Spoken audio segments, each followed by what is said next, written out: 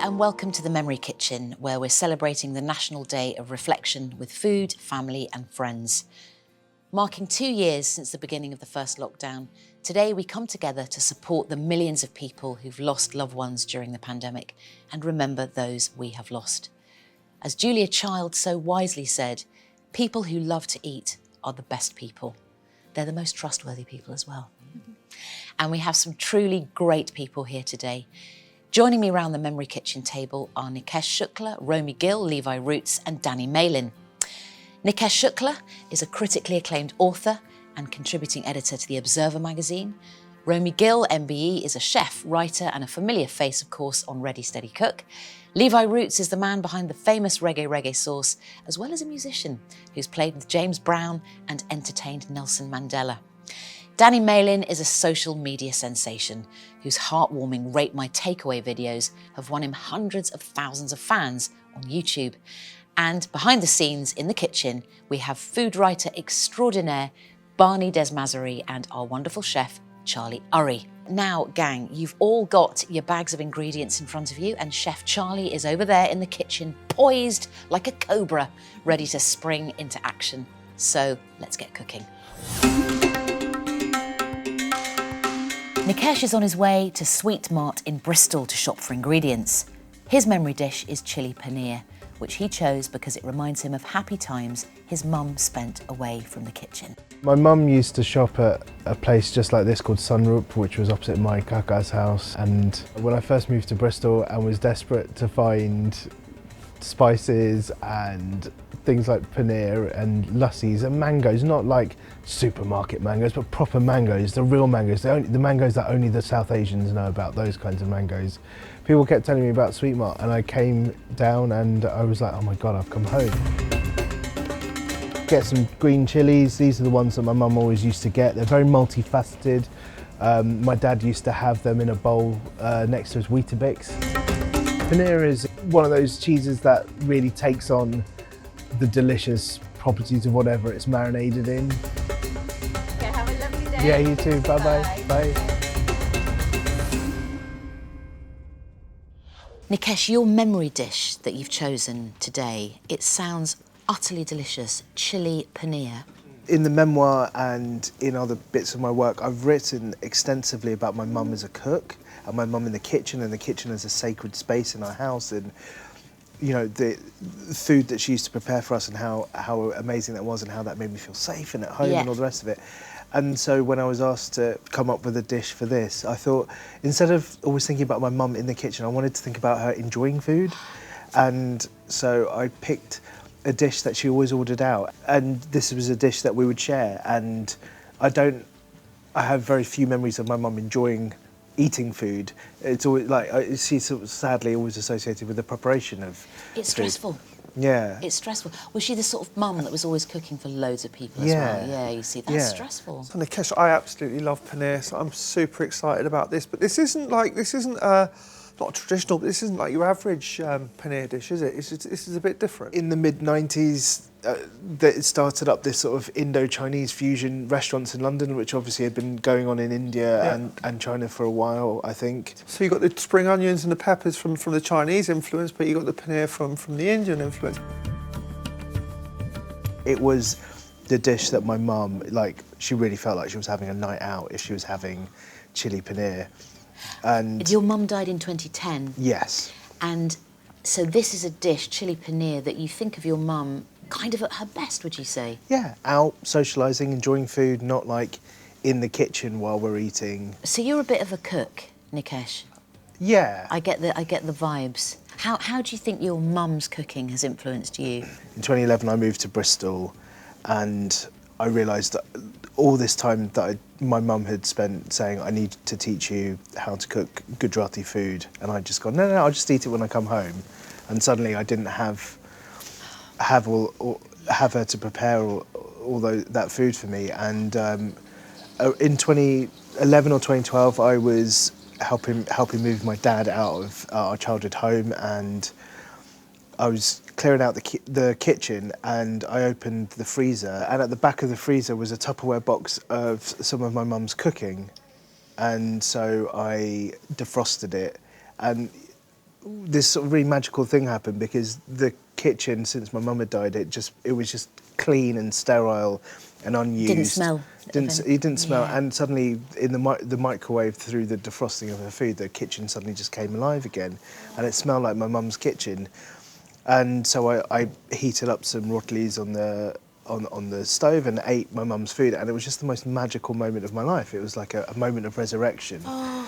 And I realised that I realised what I'd been missing all of this time, and a way that I could keep her with me. And so I started trying to teach myself how to cook her dishes. So I'd phone up my aunts, and they taught. Or my bar was still alive at the time, so they talk me through the dishes on the phone, and it would always be that sort of like annoying thing. Or they'd go, put some garam masala in, and you'd go, how much? And they'd go, as much Just as you enough. Just as much enough. as you need. And I think often you're trying to recreate a moment rather than a meal. And for the longest time, I was trying to recreate moments, but I hadn't realised that you can't recreate those moments. Yeah. All you can do is have a meal and commune with the cosmos, or whatever happens when you eat food that reminds you of something. So Nikesh, do you think that cooking your mum's dishes has helped you grieve? Yeah, I do think cooking mum's dishes has helped me grieve, because I think when someone dies and they're no longer with you, it's so easy to romanticise them and think about all of their best bits and roll your eyes at the not so good bits of their personality. But I really want to remember my mum, the wholeness of my mum, and so that I think that requires remembering the specificity of her every day, of the mundane moments, of the moments where she was just mum and I wasn't sort of going, well, I'll store this up for later memories. And so much of that is through food. And also I think I probably associate food with ideas of home now, and with ideas of feeling quite safe. Like one of my biggest memories of feeling safe as a teenager was sitting on the sofa curled up with my mum and my sister, eating and watching American sitcoms. Oh, brilliant. And That sounds so good. yeah, and so I think just keeping those things in my mind remind me to grieve a person who lived rather than a person I have sort of put on a pedestal. Thank you so much for joining us in the Memory Kitchen today, Nikesh. Thanks for having me. Really nice to meet you, and good luck with your writing. Thanks.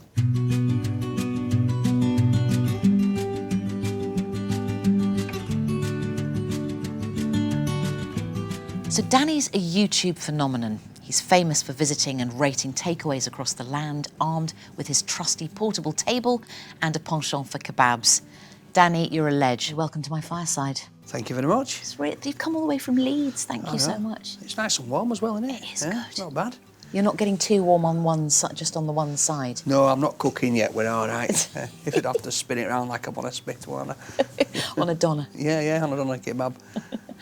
Danny, now you lost your beloved partner, Carrie, I did. only a year ago. Yeah, just a year, just over a year, yeah. So it's really brilliant that you've come today, Yeah. because I know it can be extremely Yeah. sort of raw and difficult to talk about these things. But she was the love of your life, wasn't she, Carrie? And Yeah, she won me right hand, really. You know what I mean? Yeah. Right hand, left hand, everything. And it just happened so suddenly. You know, 1 minute I'm making dinner, and the next minute she's in my arms, and she's gone. yeah, We've got 3 kids together, yeah, and it was just horrendous, to be honest.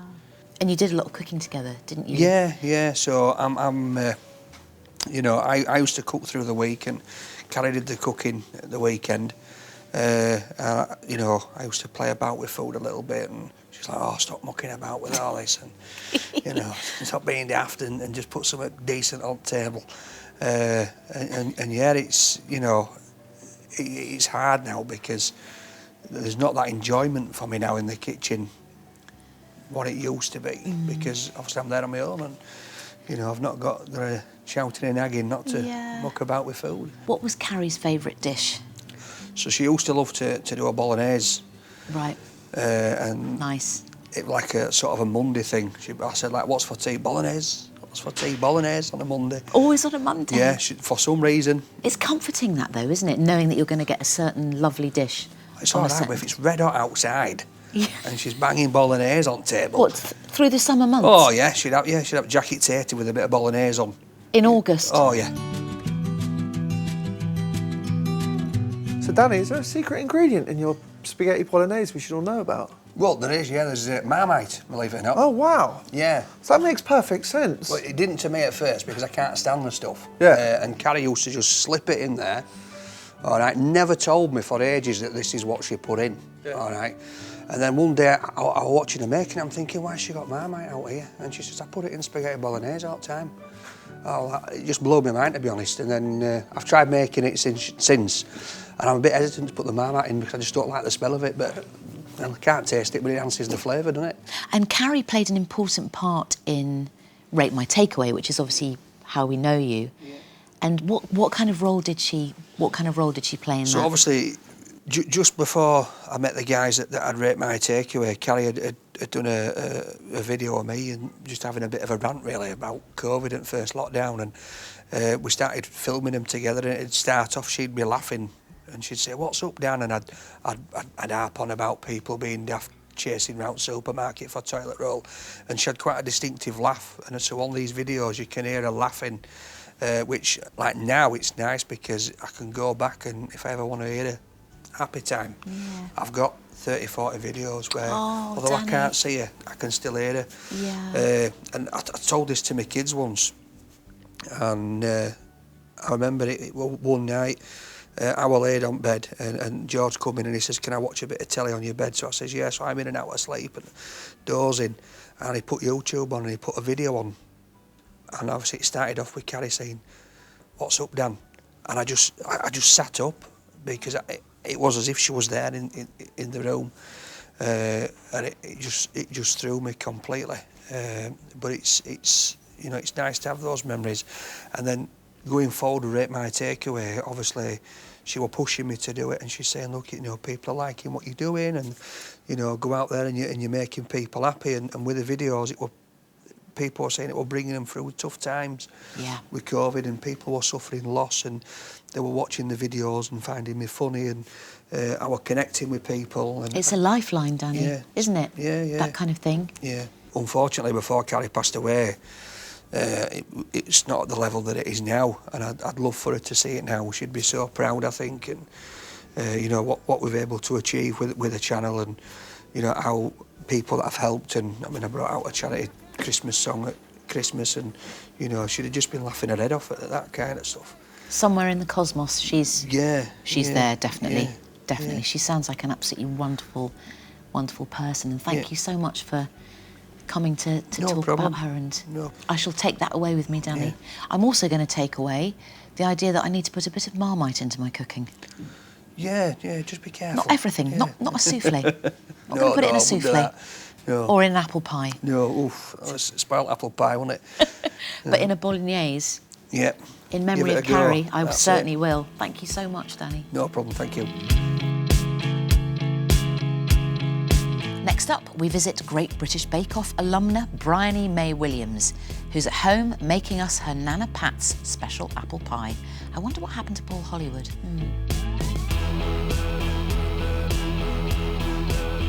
So I was on the Great British Bake Off in 2018.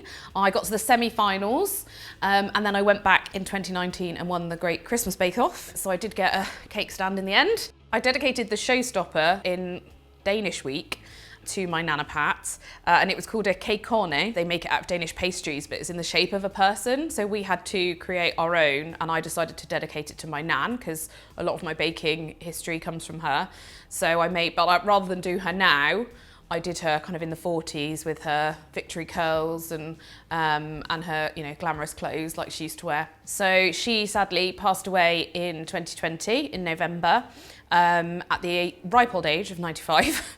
She was an incredibly special person in my life, in all of my family's lives. She was a wonderful, wonderful woman, and we miss her every day. But she was a home economist, and she was an amazing baker, and she learnt to bake this apple pie from her mother, who would just do it by eye. You know, she would just literally just throw everything in the bowl and she didn't even measure it. And then my Nan used to make it for sort of family occasions and serve it up. So it's, you know, it's very much a generational pie that I hope to now pass on to my daughter as well. So it's very important. We've got all our ingredients, and very importantly, this bowl was actually my nana's bowl that she used to bake in. So it's a family heirloom, which I hope to pass down to Nora one day. To say that Nana Pat was an inspiration is really an understatement. You know, she's been there through my whole life. She was the kindest woman I've ever met, incredibly generous, very open-minded. You know, she was in her 90s, but you could talk to her about anything and she'd sit and listen and just hear what you have to say. She played a huge part in my life growing up. She would pick us up from school. She'd sit down and do my homework with me because my mum was a single working mum. So she relied a lot on my nan to help out with childcare. You know, she'd take my brother on his paper round rather than him getting on his bike and doing it himself. You know, she would always doing stuff for other people. And since she's passed, we all miss her so much. It's a blessing that my daughter got to know her great-grandmother, you know, for 5 years. That's something that not a lot of people get to do. But yeah, we miss her incredibly and her kindness. When Nana was, you know, in her last few weeks and months, we had a lot of time together, we talked a lot. I asked her to give me her apple pie recipe and she reeled it off from memory, every single measurement, every single step in the method. She knew it by heart, even though she probably hadn't actually baked it for years because of her age, but she still knew everything she had to do. And it was so sweet. She'd say, you know, and you can keep the trimmings for jam tarts for the kids. You know, she had all this just knowledge that she imparted, and, you know, methods of how to make sure that you rub the butter in properly. And it's just a very special memory for me, having her pass that down and loving the fact that she didn't even need to look it up in a recipe book. She already had it up there. You know, it's been well over a year and I still miss her every day. Anything that happens, I want to call and tell her. You know, she was always so proud of all of us for what we achieved. And yeah, I think, you know, it's a lovely thing to have those recipes from her. Like, she also gave me her soda bread recipe and other little recipes of hers that I will always keep and, you know, pass down to Nora, and hopefully it'll carry on, and it's kind of like carrying on her legacy almost, you know, through baking. And that is ready for the oven. You know, these dishes do connect back to her childhood, to where she grew up, you know, to Northern Ireland, to her family, to her farm. And it's lovely that, you know, she's passed those memories that are, you know, excuse the pun, all mixed in with this apple pie down as well, so that when I make it with Nora, I can tell her all about Granky and the farm and where Nan grew up and how they didn't have a fridge. You know, it was before electricity, and how my Nan didn't see a banana until she was 22, and, you know, stuff that maybe Nora, well, she probably will take for granted, but I can still carry that on, and it all comes, you know, it's all intertwined with these recipes and with that baking. Well, here it is, my lovely Nana Pat's absolutely lovely apple pie. When I think of Nana Pat now, I think of her sat in her chair with her newspaper, doing the crossword, which she did every day, and just the way her face lit up when any of us walked in the room. You know, she loved her family so much. I really miss seeing that because she was just so special. And she just had so much joy in her, had so much joy to share with everyone. So yeah, definitely, yeah. Or doing a Sudoku, she liked those as well. I think that's why she was so on it until her very last days. Very clever lady. Now, I'm back, very much tartan and fireside, with Romy Gill, MBE. She's a familiar face that many of you will know, of course, from Ready Steady Cook. Romy, it's so lovely to have you here in our memory kitchen. Thank you for coming.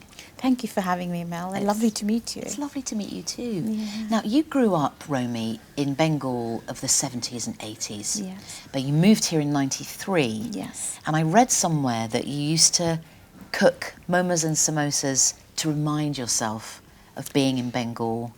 Was that a tough time for you? I think it is tough when you my parents were migrants. They moved from Punjab to Bengal. So, and then when I came here, I became an immigrant, you know, my first generation. My daughters are first generations here. I think when you leave a country, you miss the food, the family, you know, the friends you grew up with. And I used to love street food with my friends. And I think that was my thing. Street food, momos are very much street food, samosas are street food, and they're cheap and delicious and comforting. There's nothing better. Nothing There is better, nothing better nothing, yeah. than a beautiful samosa. I'm What a lovely bag of ingredients, Romy.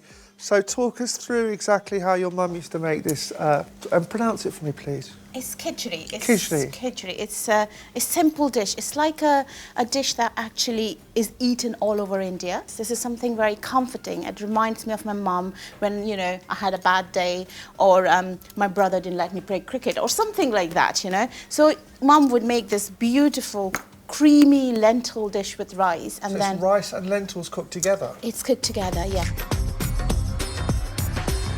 You know, food was such an important part that played when my mum passed away. And I just ate, comfort ate. It gave me comfort. It just made me feel better. Yeah. You've done an amazing amount of things in your life. So you sold your jewellery To open a restaurant. at a restaurant. That's a bold manoeuvre. When opening a restaurant, you're a woman, you're from a different country, and third, you know, if you don't have experience, opening a restaurant was hard. So I just played all the cards, and I wasn't getting any bank loans. I just sold my jewellery. You know, it was What was the jewellery? gold jewellery. Gold. You know, as Indian people, we have a lot of gold jewellery when you get married. So I had a lot to sell, to invest in my restaurant, I think. Did you feel sad losing the jewellery, or do you just think... I think I was a bit sad because I called my parents and said, I'm going to sell my jewellery because I need to invest in my restaurant. And they said, we gave you at that time good jewellery. It's something that you can use it when you are in need. It's canny, actually. Exactly. It's very canny. And do you think it was your lovely mum that kind of instilled those values of hard work? If you can't quite do it straight away, think of a way that you can, you know, like selling the jewellery. So does that come from your mum, do you think? I think it's both parents and mum. Mum was very strong. Mum was a very strong lady. She also moved from Punjab when she got married and moved to Bengal where my dad worked. I think they both didn't speak English. They made sure all the three kids went to private English medium school, that we had good, you know, jobs and we could do better in our life. I think they had that cold, really hardcore values that it's really important that, you know, food was very important. You know, connecting with people was very important. I think that was the value they always said, respect. Yeah. That's what it was, that respect the people. So, Romy, you lost your mum three years ago. Yes. And how have you found that process of the different stages of the grief over those 3 years? I think I had just come back from the restaurant and I was just sitting, and I think I had a kind of a feeling. Sometimes you have that feeling. And I went to bed at 2 a.m. and next morning I know she was not there anymore. I still feel very emotional about it. I think that is what I ate myself all the time. That gave me, you know, any anxiety, anything. Like, it comforted me. I reminded of my memories with mum. But I still feel she's a part of me, you know. She'll always be a part of my daughters look like her. She's always will be part of us. But, you know, I feel that she's always there. Even the London Marathon when I did, the year she passed away, and I thought, I can't do it. Mel, I didn't train, and I did the marathon. Sorry, I did the marathon. You didn't train? I didn't train. I did the marathon because I couldn't do it. Every time I ran, I just cried. And my daughter said, Mummy, you have to do the London Marathon because it's you got Fine in. for them to say. I know. I don't know. I felt she was there with me. Oh, I know I don't believe in all these things, but I felt she was there, and I just did it. And I was still laughing at the end. You know, it was in a memory of my mum, and I just felt so good doing that marathon, which I've never felt in my life, you know. Did you have a little sort of pack of samosas to keep you going? I just think I've pictured my mum somewhere that she's there. She'll be really proud of me. And Romy, she would be proud of everything that you've done, not just the marathons, all that you've achieved. It's been so lovely to hear these gorgeous memories. So thanks for coming Thank to you the for Memory having Kitchen. me. You're welcome. Now, next, we're going to visit Kalpner Wolf in Bristol. Kalpner is a cookery book author and founder of 91 Ways to Build a Global City. It's a charity which bridges the gap between Bristol's 91 language communities through the power of food. And Kalpner is actually cooking one of my favourites. It's her mum's 10-minute dal. Here we go.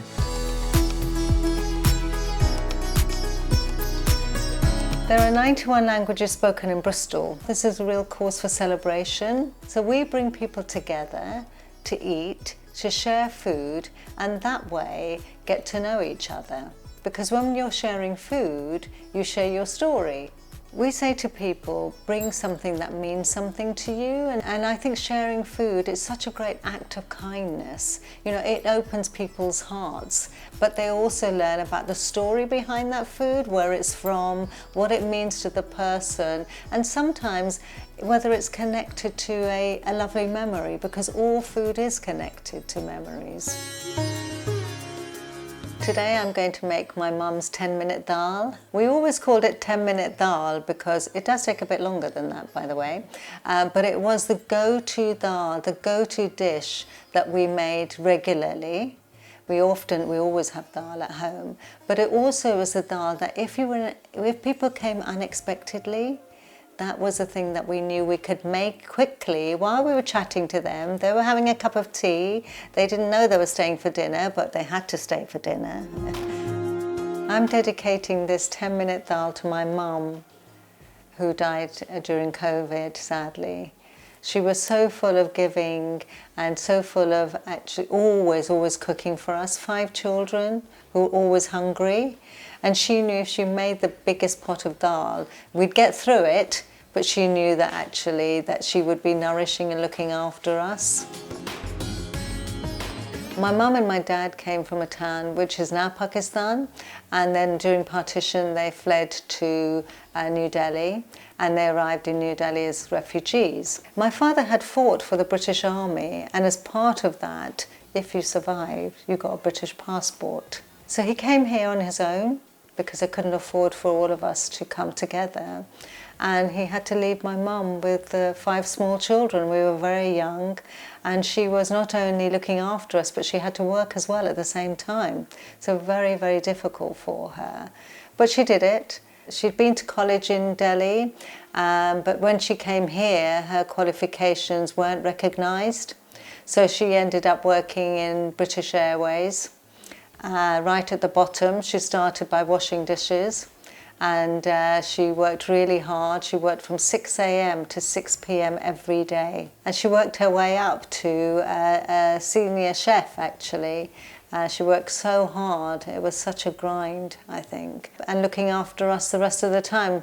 So she worked from 6 a.m. to 6 p.m. He went to work at 7 p.m. and came back home at 6 a.m. So they hardly saw each other, but that was their life. My mum's main thing was her family. She wanted to know, had we eaten? Were we all right? She wanted to send us out into the world looking perfect, well-nourished, healthy, and ambitious. Her day started with, what was she going to cook for us? It was her way of showing the ultimate love to us, because she felt like she didn't have anything else. She would cook, and that was her way of saying, I love you, and I want to take care of you. My mother got COVID early on in lockdown, the first lockdown. And at that time, they didn't even know COVID was in the home. And we were not allowed to see her. She was obviously badly hit by COVID, but I think that the thing that got her in the end was she couldn't understand why we weren't there. She kept saying, to everybody, well, why aren't they coming? I think that's what really got to her, was that loneliness and the missing us. And we missed her so much. We didn't know what to do. And the last few weeks was so terrible. She was unwell for quite a long time. And then we called one morning, and her chest was really bad. She was rushed to hospital. I rushed out the door because I said, I'm going to go and see her, And the hospital rang me and said, you're not going to be able to come in. You can't come in, you know, we all sort of ran to the hospital. And then she passed away the next day. And I think that was one of the worst days of our lives. Sorry. You can't explain how isolated you feel, and you can't also imagine that you think, no, not her. She couldn't go like this. She could not. We all had to be around her. That's what she deserved. She deserved all of us. We knew she was elderly. Someday she'd go, but not yet, you know. She deserved all of us there, still, you know, around, the kids running around and us holding her hands. That's what she deserved. So sometimes I forget she's gone. Sometimes I think, oh, she's in the care home and my sister's gone to feed her, and we'll have a chat about it today, you know, because every day my sisters and I would talk, like, are you going? What are you going to make? And don't forget, Mum doesn't want the, dal today, she wants the other dal, and don't forget, Mum said, too much rice this week, you know, where's my dessert? So, you know, we'd be talking to each other, all of us, and I miss that. I miss that, you know, getting ourselves ready to look after our mum the way she had always looked after us.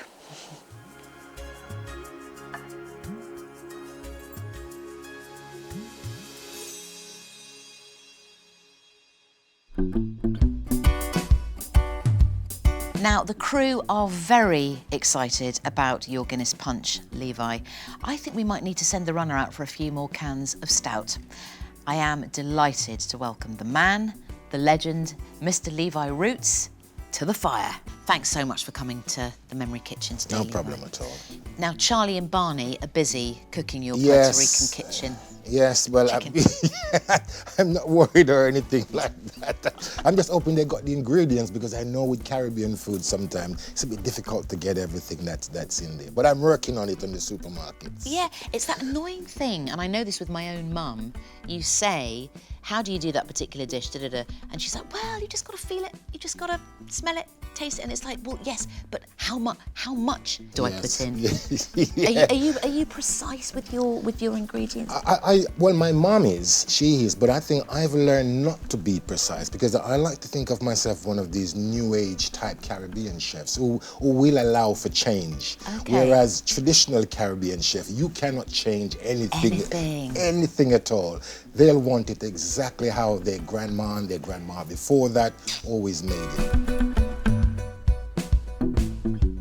Levi, this looks amazing. So is everything for your dish cooked in one pot? It is, but traditionally in Jamaica it's not. Yeah. Rice and peas is one of the most iconic dishes in Jamaica. Yeah. Absolutely, the first dish, if I may also add.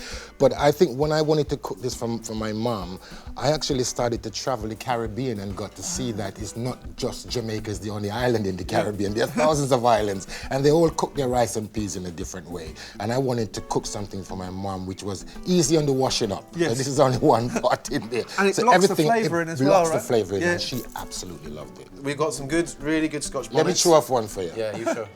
Okay, nice and lovely. This is how you do it in the Caribbean. Yeah. Joking, ain't you? I honestly thought you were going to go You're for that. absolutely joking.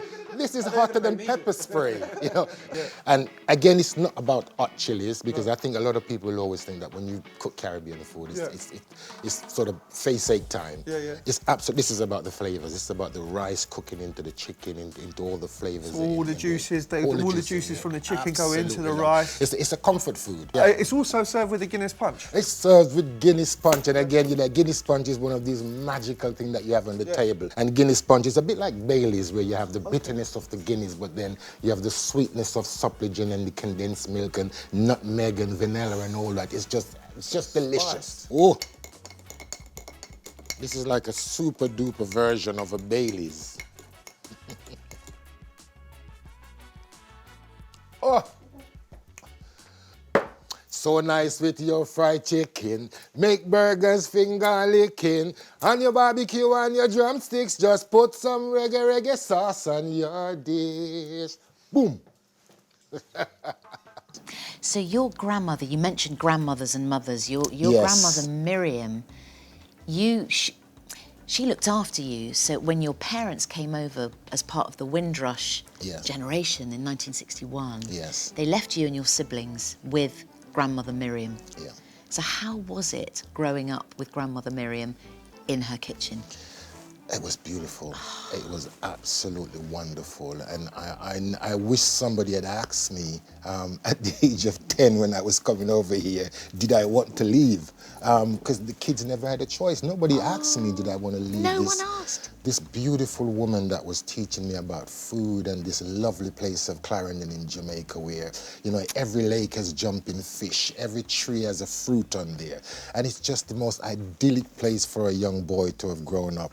And then all of a sudden I came home from play as I normally did, because every year my parents would send a suitcase for one of the kids to come over.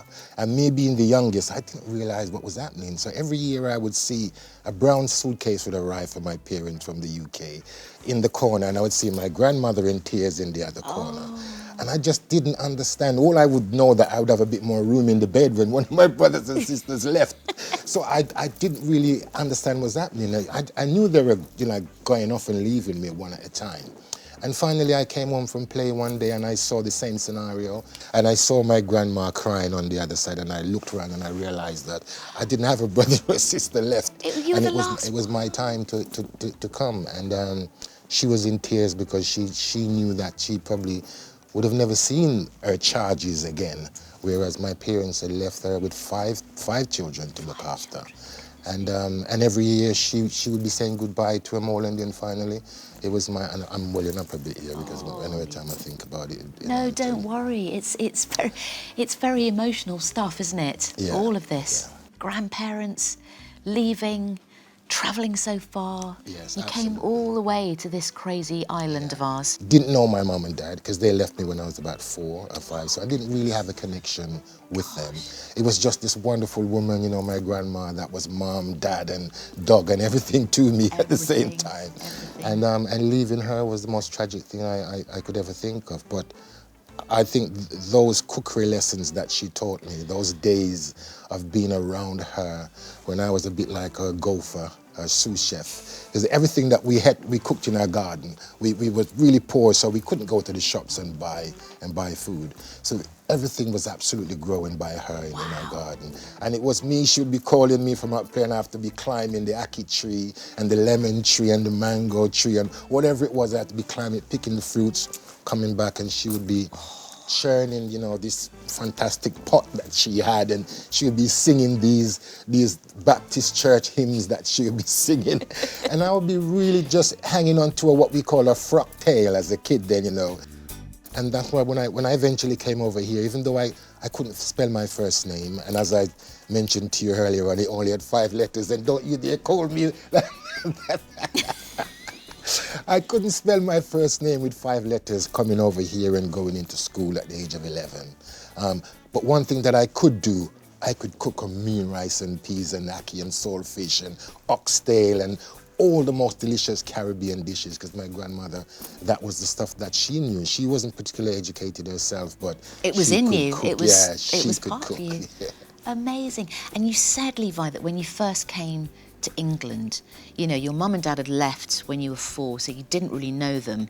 You obviously, you got to know them extremely well, of course, and you say that your mum has been a huge influence on you, as well as your grandmother Miriam. Yes, yeah. Well, my mom was a carbon copy of my grandma, you know, her mom, because I think she noticed that something was missing from her youngest child, who couldn't bond with my other brothers and sisters. My father didn't really accepted me as how I thought he would have. I thought being the youngest and not seeing him, I would have come over here and been the favorite of him, just like how I was the favorite of my grandma. Yeah. But unfortunately, it didn't work out that way, and I think my mom, sorry. No, don't worry, Levi, don't worry. Take a moment, it's absolutely fine. I think my mom kind of spotted that maybe I need a little bit of, you know, extra attention, and she went about to write to my grandma and then to find out what she was doing with me, with the food and how, you know, she was operating. And my mom just sort of turned around to her own style and to be able to sort of help me in that respect. So even though I struggled at school, you know, really struggled badly, a bit of a follower because I wanted to catch up, you know, having not been able to do the curriculum thing, I just thought I wanted to be the cool kid, you know, that all the other kids liked. So, and in some ways that was the wrong thing to do. And my mom kind of spotted that, and she sort of brought the food in where I'd missed that. And that's how I managed to straighten out myself. That's very interesting. You know, through my mom. You know, so my mom passed away in 2020, just as the pandemic hit.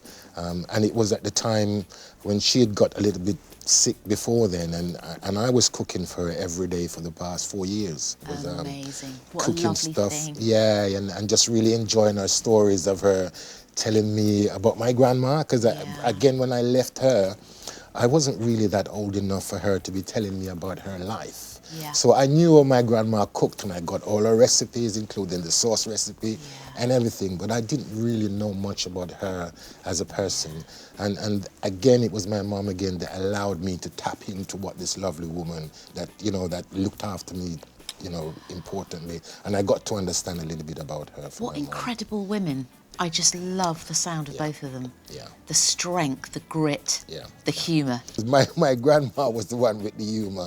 There was never a dull moment with her when we was growing up as kids. But for my mom, it was that hard work ethics that I think I got from her. Yeah. Because as I said about the Windrush generation, to do what they did, you know, they must. So brave. Absolutely. So brave. And my mom was just such in that way inclined. And I got that hard work that if something is going to be done, you're going to focus and you're going to be able to do it. Yeah. And I think when I struggled and eventually when I started my business, you know, after the carnival and that sort of stuff, and I knew now that I had my grandma's recipe.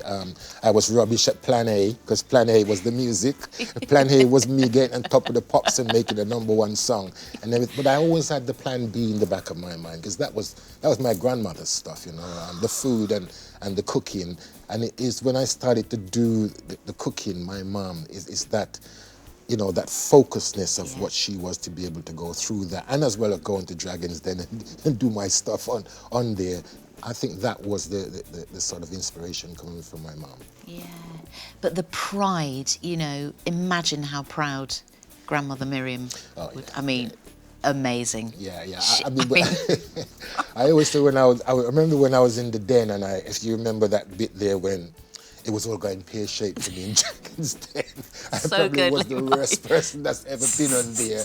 I mean, the camera zoomed in on top of my face when the sweat was just like, I was bathing in sweat and begging my grandma, the ghost of my grandma, to dig a hole in the ground and swallow me up or take me away from here. I remember at the time when I was in a kerfuffle and the producer said to me, "Oh, Mr. Levi, would you like to go to the back and have a think about the offer?" I went to the back and I prayed to my grandma. You know, I asked her, am I doing the right thing? Because here I was now, was about to make an investment in a product that I have always said was an inspiration from her. So it was rightfully that I went and prayed and asked her, should I accept the deal?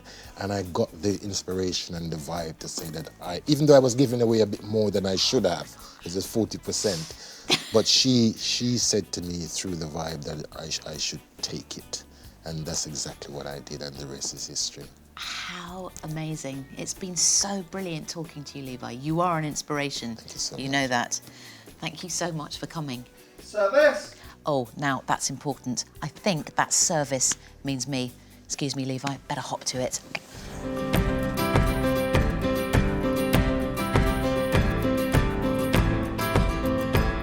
Chicken and Jamaican coleslaw, Mr. Roots. Look at that. I've got the plantain as well to go with that. Smell that. Spag bol, Danny? Look at that. Spag bol? Look at that. Don't tell anyone. Garlic bread. Oh, my lord. Right, here we go, the last two dishes. We've got the paneer. Yep. And we have the khichdi. Oh, my lord. I want it all. It looks tofu, delicious that. Thanks, my love. Amazing.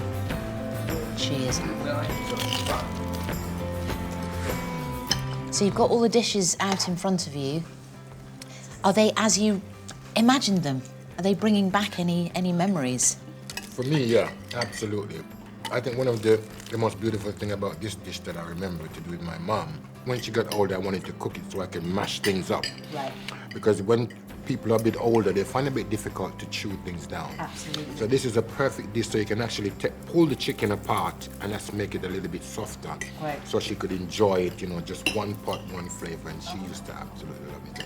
It takes me back to my mom. It really does. Nice. Danny, how do you rate this? It's a solid 10 from me. The flavours in the meal, absolutely brilliant. And like I said, the bolognese, it's just blew me away. It's hit me there when I've tasted it first off, because it's how Caddy would have made it. So yeah, brilliant, and the rest of it's great. Yeah. How's yours, Nikesh? You've got everything on the I've plate. got and You've gone for absolute omni lunch. I've gone for, yeah, buffet ones, right? Yeah. Yeah, it's delicious, absolutely delicious. Romy, how is it for you? So delicious. I mean, the khichdi is so perfect. It's got that, you know, the nice tadka, which works well with the lentils and rice, and it's really, really delicious. And I'm enjoying. That reminds me of India, so it's so good. Can I raise a toast, please? Your very, very good health, and it's been so lovely hanging out with you today. Wonderful. Thank you. Yay. Nice punch. There we go. Oh, it is a bit. Oh, that's a good punch, Levi. That was absolutely delicious, I've got to say. That's all we've got time for in the Memory Kitchen today. Huge thanks to our guests, Romy, Nikesh, Levi and Danny, for sharing their memories, and to our kitchen team, Barney and Charlie, for recreating those recipes. This has been part of a series of online talks for the National Day of Reflection, a day to commemorate the 2nd anniversary of lockdown, led by Marie Curie. Today's a day for us to connect with each other as we support the millions of people who are grieving and reflect on the lives of the people we've lost during the last 2 years. Thanks to all of you at home for joining and for helping us to mark the National Day of Reflection. I'm going to eat some more, please excuse me.